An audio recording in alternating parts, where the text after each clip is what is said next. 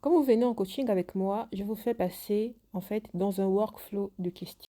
C'est-à-dire que je vous pose une série de questions qui ont été pensées, n'est-ce pas, pour sonder votre niveau de motivation, pour sonder votre niveau de coachabilité, pour sonder votre niveau d'engagement. Parce que souvent, il y a des personnes qui ont des projets, mais ce n'est pas réellement elles qui sont à la source de ce projet. Ça peut être une idée qu'on leur a soufflé, la famille leur a soufflé, les amis, le chéri, etc. Donc, je fais passer comme ça une série de questions aux personnes qui viennent en entretien avec moi.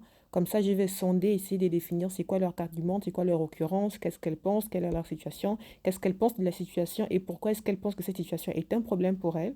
Parce qu'un problème pour moi par rapport à une situation n'est pas forcément un problème pour vous, n'est-ce pas? Et je me suis rendu compte de quelque chose, c'est qu'en fait, elles bloquent mes clientes toujours sur la même question. L'une des questions que je pose, c'est une question de la sorte. Sur une échelle de 1 à 10, à combien tu penses être assez engagé pour enclencher ce changement que tu désires pour toi? Sur une échelle de 1 à 10, à combien cet objectif est non négociable et que tu désires réellement changer et passer à l'action? Pour ces deux questions-là, elles répondent assez facilement. Elles me disent, en moyenne, elles sont entre 7 et 9 sur 10. Voilà. Souvent, pour les challenger un peu, je dis, voilà, ok, d'accord, tu mets 7 sur 10.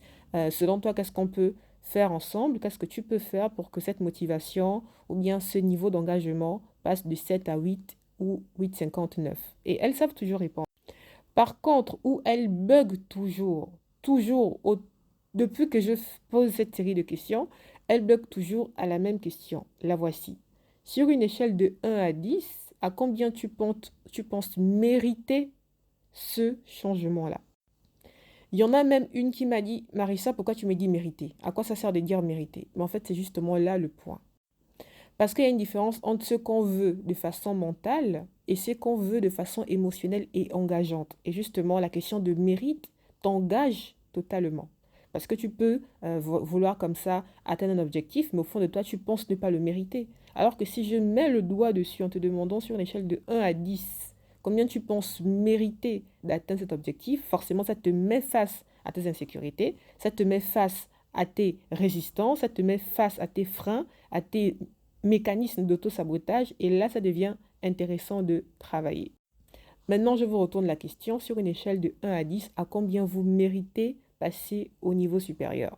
Dites-le moi en commentaire avec plaisir et joie, je lirai vos retours.